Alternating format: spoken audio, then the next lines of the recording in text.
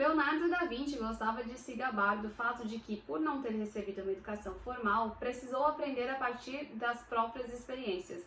Foi por volta de 1490 que escreveu seu discurso sobre ser um homem iletrado e discípulo da experiência, junto com um ataque àqueles que preferiam citar o conhecimento dos antigos a fazer as próprias observações. Embora não tenha a mesma capacidade deles de citar autores, proclamou quase com orgulho, eu me apoio em algo muito mais valioso, a experiência. Ao longo da vida, ele repetiria essa alegação de preferir a experimentação a uma educação formal. Aquele que pode ir à nascente de um rio não vai até um jarro de água.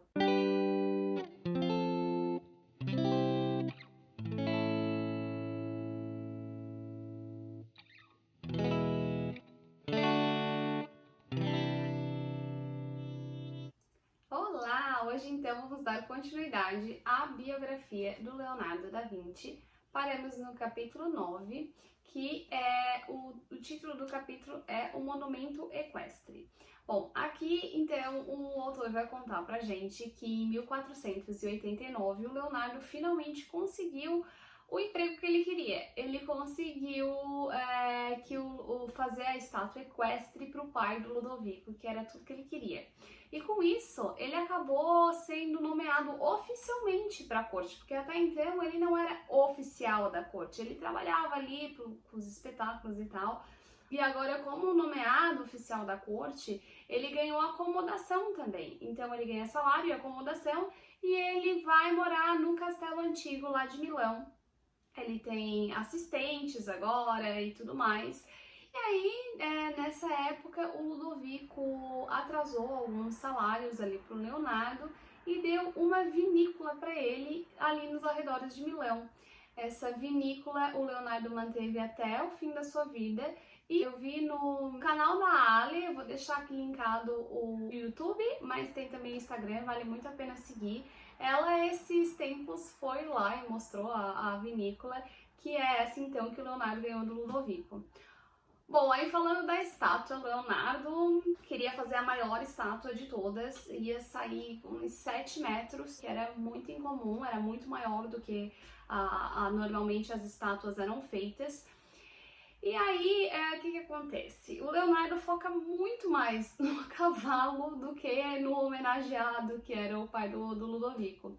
Ele faz estudos anatômicos precisos, é o homem vitruviano versão cavalo, o autor fala isso aqui. E ele se especializa muito no cavalo mesmo, assim, ele nem dá bola pro pai do Ludovico. E aí ele vai fazendo esse projeto e tudo mais, e o Ludovico começa a desconfiar de que será mais longe que o Leonardo não vai entregar. Ele estava preocupado, comentou até com o Lorenzo de Medici. Só que não, ele estava realmente empenhado para fazer essa estátua. Aí ele fez toda a parte do molde de argila que foi exposto no casamento da sobrinha do Ludovico. O autor comenta o seguinte: o gigantesco e glorioso modelo fez os poetas da corte se desmancharem em elogios. Nem Grécia nem Roma viram nada maior, declarou Baldassare Tacconi. Veja como esse cavalo é lindo. Leonardo da Vinci o criou sozinho. Escultor, bom pintor, bom matemático, um intelecto tão notável que raramente é concedido pelos deuses.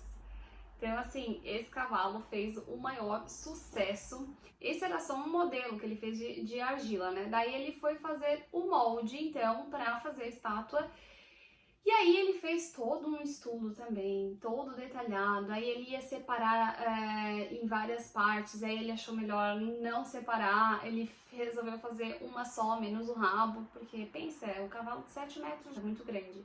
E aí tem todos os estudos de como ele ia fazer para jogar o bronze ali dentro do molde. Então ele pensou em botar o cavalo enterrado de barriga para cima, mas aí ele era tão grande que se ele fizesse isso, o buraco que ele tinha que fazer, porque ele resolveu botar o molde no chão, assim, cavar e enterrar uma parte dele para ele não se mover, né?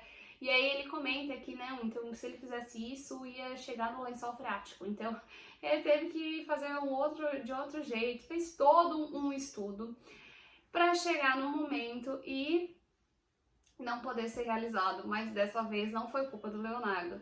Ele não pôde ser realizado porque na época eles estavam precisando do bronze para fazer canhões para defesa e então não pôde usar o bronze para fazer a estátua que o Leonardo tanto queria. Enfim, mas é bem interessante, tem toda essa história de finalmente o Leonardo fazer aquela estátua que ele queria, mas pelo menos ele entrou oficialmente para a corte. Aí no capítulo 10, o autor vai comentar sobre o lado cientista do Leonardo. E aqui, gente, que espetáculo! Tô gostando bastante do livro, ele é maravilhoso, eu recomendo muito. Mas eu tenho uma questão com o autor, que ele fala que o Leonardo, né, como ele comenta lá no começo, que a genialidade do Leonardo era humana e não divina, porque a divina ele compara ali com Einstein, o Newton e tal, né, os físicos. E aí, aqui, eu pego o autor de novo e pergunto como assim eu até escrevi no meu livro, porque ele vai comentar, inclusive, que o Leonardo, como cientista, precedeu muita coisa da ciência moderna, da física moderna, ele entendia muito bem de dinâmica, ele realmente precedeu duas teorias de Newton. Ele fez muitos estudos muito tempo antes de vir à tona tudo aquilo, né? Então, ainda tenho essa questão com o autor. Ele ainda não me convenceu de que o Leonardo não se equipara ao Newton, por exemplo. Claro, são coisas diferentes, mas é que assim, pensa que o Leonardo, ele não focava na física, ele focava em tudo. Então, assim, ele vai... E toda essa questão já das proporções, né, que a gente viu no homem vitruviano, da arte, da estátua equestre também, que ele fez um baita estudo. Então, assim, ele ia fundo em tudo que ele queria fazer. Então, ele não focava na física especificamente. E nessa questão de cientista, das máquinas que ele projetou e tudo, assim, caramba! O cara era incrível mesmo, era gênio, e quanto mais eu leio esse livro, mais eu acho o Leonardo sensacional. Então tá, vamos lá. Aqui nesse capítulo 10, o cientista começa dizendo o seguinte: Leonardo da Vinci gostava de se gabar do fato de que, por não ter recebido uma educação formal, precisou aprender a partir das próprias experiências. Foi por volta de 1490 que escreveu seu discurso sobre ser um homem iletrado e discípulo da experiência, junto com um ataque àqueles que preferiam citar o conhecimento dos antigos a fazer as próprias observações. Embora não tenha a mesma capacidade deles de citar autores, proclamou quase com orgulho, eu me apoio em algo muito mais valioso, a experiência. Ao longo da vida, ele repetiria essa alegação de preferir a experimentação a uma educação formal. Aquele que pode ir à nascente de um rio não vai até um jarro de água, escreveu. Então tá, mas isso vai mudar um pouquinho, porque o Leonardo, ele percebe que a teoria também é importante. Quando ele estava lá em Milão, esse desdém pela educação formal vai embora. E ele começa a comprar vários livros. Eu achei essa parte muito interessante, que ele conta, ele tinha uma lista de todos os livros que ele tinha, dos livros que ele queria comprar e dos livros que ele sabia que o fulano tinha e ele queria acessar, ele queria ir emprestado para dar uma olhadinha e ver o que tinha ali. Então, ele começou a ver que era importante esse tipo de estudo também, e ele começou a juntar a teoria com a experiência. E aí o autor comenta que o Leonardo nasceu na época certa, porque em 1471 a Veneza já estava se tornando uma das cidades com mais gráficas ali da Europa, e graças, né, à prensa de Gutenberg. Então, ele que não sabia latim, ele teve esse problema resolvido, porque já estavam vendendo os livros ali em italiano. Então, o autor cita aqui que o Leonardo pôde se tornar, por causa dos livros que ele tinha acesso, que ele comprou e que ele realmente começou a estudar, o Leonardo pôde se tornar o primeiro grande pensador europeu a adquirir conhecimentos científicos sérios sem ser fluente em grego ou latim, que ele até Ele tinha no caderno dele várias palavras em latim para ele tentar aprender e tal, mas também tem ele dizendo que ele não entendia, ele não aprendeu, ele não conseguiu, assim. E nessas anotações de palavras em latim, ele chegou a copiar, inclusive, de páginas de um caderno, um livro, do caçula do Ludovico. E aí, então, essa questão de juntar a teoria com o experimento, ele acabou antecipando o método científico usado até hoje, né? Que é a da experimentação para achar a causa. E aí, o autor cita aqui que tem um historiador que fala, né, que o Galileu é considerado o pai da ciência moderna, mas que esse papel caberia muito bem ao Leonardo também, porque muito antes ele já fazia isso. Então, assim, Leonardo foi pioneiro em tantas coisas, e tão à frente, assim, do seu tempo, numa época tão diferente de quando tudo isso surgiu, que, assim, a gente fica até meio... O que Leonardo não sabia, né? Latim. E matemática, mas isso a gente fala mais pra frente. Nesse capítulo também o autor vai falar das analogias que o Leonardo fazia, que também era uma coisa muito impressionante. Tu fazia analogia de tudo. Por exemplo, o monumento do cavalo que ele ia fazer, ele já fazia analogia também com a anatomia do ser humano. Então, tudo ele comparava, tudo ele achava uma conexão entre uma coisa e outra. É incrível, é impressionante. Essa parte cientista do Leonardo deixa a gente assim... Se a parte artista já é incrível, a parte cientista não fica nada atrás. Aliás, é mais incrível ainda, porque a gente ouve falar que o Leonardo é um polímata, que ele sabe muito de arte, de tudo mais, e que ele fazia muitos maquinários e queria voar, né? Mas a gente não vê, assim, o que de fato ele trouxe à tona, né? Aliás, não trouxe, porque ele não publicou esses estudos e no fim demorou, né, ali um tempo para isso realmente vir. Mas ele antecipou tudo isso. Então, assim, caramba. Outra coisa além da analogia é essa questão da observação e da curiosidade, né? Que ele até vai dizer aqui que o Leonardo aperfeiçoou 2 outros traços que seriam úteis em suas pesquisas científicas. Uma curiosidade onívora, que beirava o fanatismo, e um poder enorme de observação, que era perturbadoramente intenso. Era algo muito além do que a gente consegue entender. Aí no capítulo 11 é sobre os pássaros e o voo.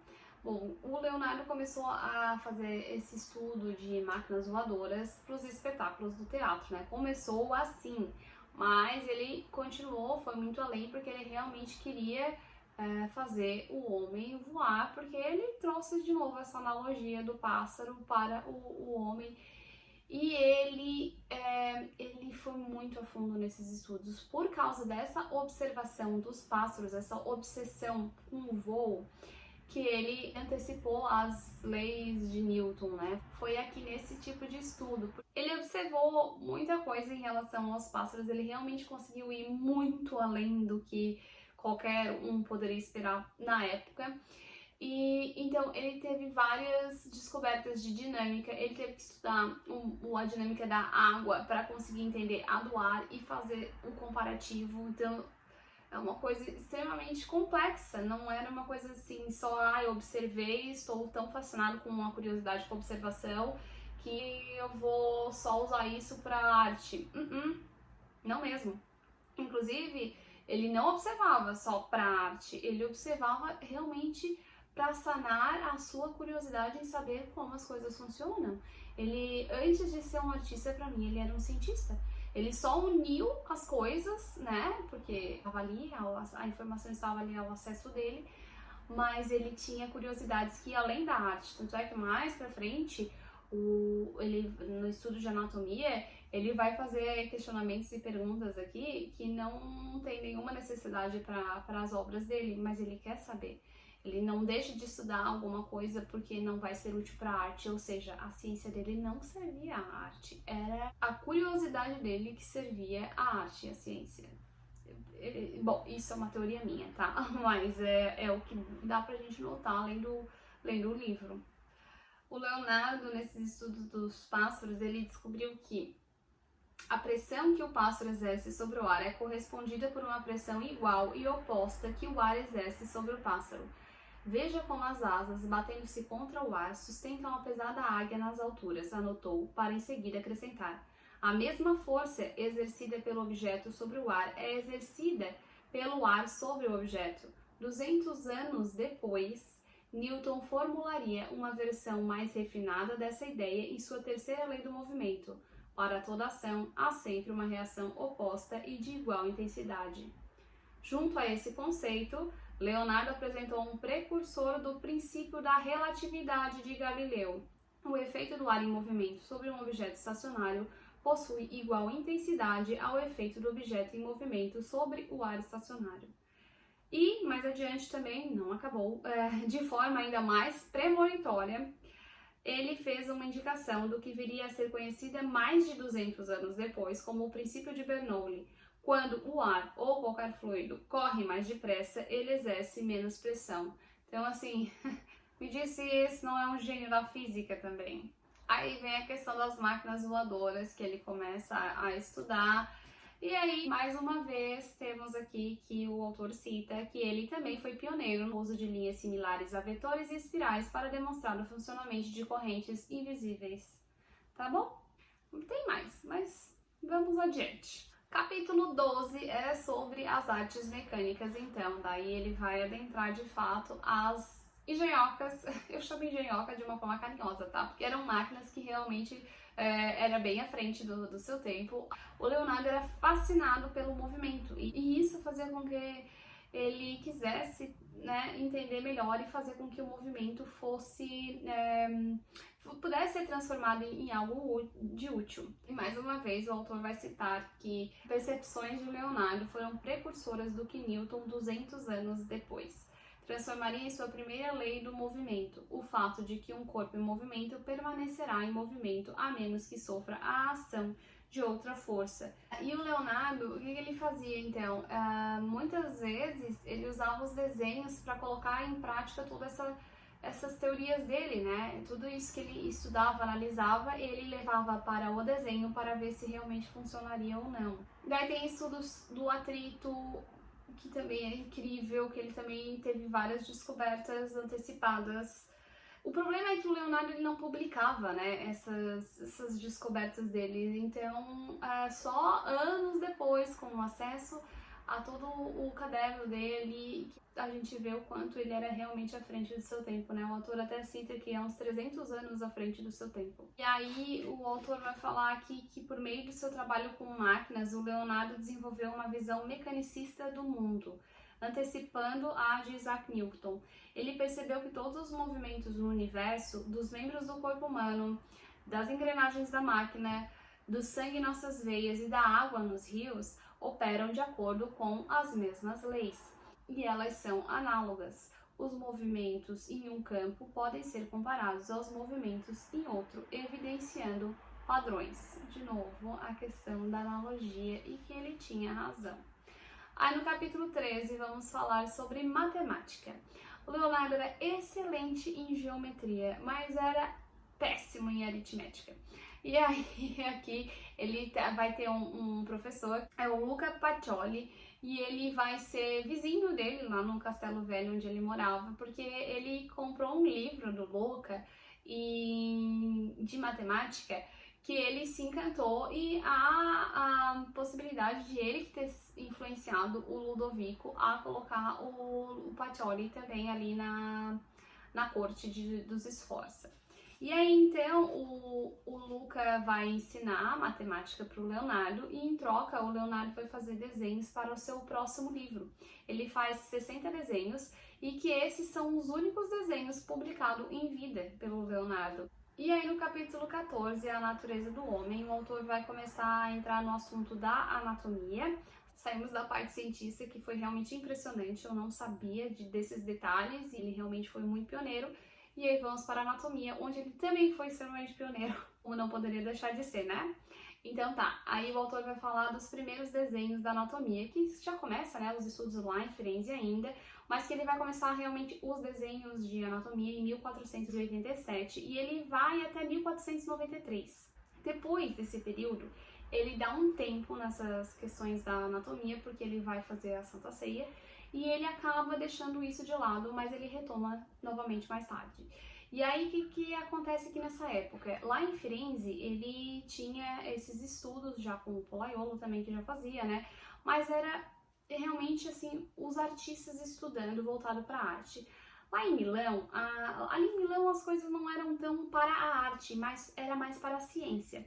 Então, o Leonardo acabou estudando com alunos de medicina, o que foi muito bom. E aí ele começou a formular ali, que eu já comentei antes, né, a lista de curiosidades que ele queria entender. E aí nessa lista que a gente vê que, por exemplo, ele tinha curiosidade para descobrir o que é o espirro, o que é o bocejo, ou seja, isso não ia mudar em nada na pintura para ele saber o que é o bocejo. Mas ele queria saber de onde queria, por que a gente espirrava, por que a gente bocejava. E aí temos de novo, né? Ele foi o pioneiro de uma forma de desenho anatômico, talvez mais bem descrita, no caso, como arte anatômica, usada até hoje. Aí o autor vai falar de desenhos do crânio que ele fez, que é realmente impressionante. Primeiro que os desenhos dele eram extremamente perfeitos, a sombra que ele usava, tudo, os detalhes, é de uma perfeição incrível. E aí, o que ele fez esses estudos? Ele fez um corte e no desenho, o que ele fazia? Ele fazia uma parte, vou botar a imagem aqui para vocês verem, uma parte como se fosse a parte de fora mesmo do crânio e uma mais a parte de dentro. E aí, nesses estudos do crânio, ele vai estudar também a dentição. E aí, de novo, ele vai ser pioneiro na questão da odontologia. Ele faz uma separação dos tipos de dentes com a raiz e tudo mais. Então, lá vem Leonardo sendo pioneiro novamente. Aí vem questão também de estudos da anatomia que ele fez num sapo, que também foi pioneiro na questão da biologia. Que ele começou a ver que se tirasse a cabeça ainda continuava com sinais vitais, que se tirasse o coração continuava com sinais vitais, mas se tirasse a medula espinhal o sapo morria na hora. Então ele fez essa dissecação do sapo e que foi novamente algo pioneiro. Sim, eu sei que tá cansativo já escutar isso, mas esse é do Leonardo, né? Aí o autor vai voltar ali um pouquinho na questão do homem vitruviano, porque na verdade o autor ele não faz assim uma separação, não é uma coisa cronológica, ele separa um pouco por tema e aí ele vem vindo discorrendo sobre aquilo, né? Então, às vezes a gente já falou sobre 1490, ele volta um pouquinho e assim vai. Então aqui ele volta ali para a questão do homem vitruviano, para dizer que o Leonardo ficou bem obcecado com essa questão e contratou pelo menos 12 modelos para medir absolutamente tudo da anatomia deles. E aí, com isso, ele acabou fazendo 40 desenhos sobre essas proporções, escreveu mais de 6.000 palavras, e ele também estudou os movimentos do corpo, como o corpo se comportava com o movimento, para a questão da proporção também. E aí, então, ele vai fazer aquela lista toda de proporções que ele descobriu, que a gente já comentou no vídeo passado. E só para encerrar esse capítulo aqui, o autor vai dizer que o Leonardo tinha se lançado na mais magnífica das tarefas da mente humana, nada menos do que conhecer a fundo todas as medidas do homem e como elas se relacionam com o cosmos, de novo essa relação, né, essa analogia. Em seu caderno, ele proclamou a intenção de desvendar o que chamava de universale misura del uomo, a medida universal do homem. Essa é a questão que define a vida de Leonardo, que une sua arte e sua ciência. Eu sei que esse vídeo ficou bem repetitivo, mas assim, é que Leonardo realmente era tudo isso e ele fez tantas vezes essa questão do pioneirismo, né, e de analogia e tal. Leonardo era realmente muito obcecado por essas coisas e era isso que fazia dele um gênio, né? E aí no capítulo 15, o autor volta a falar de coisas de pintura, então eu vou parar por aqui, porque eu acho que esse vídeo merece ficar assim bem específico nessa parte cientista do Leonardo, que foi espetacular. Eu espero que vocês tenham gostado, que vocês tenham conhecido um pouquinho mais o Leonardo como eu, porque a gente sabe que ele é um polímata, mas não sabe o que de fato ele fez. Então eu gostei bastante, estou gostando bastante dessa leitura e até a próxima!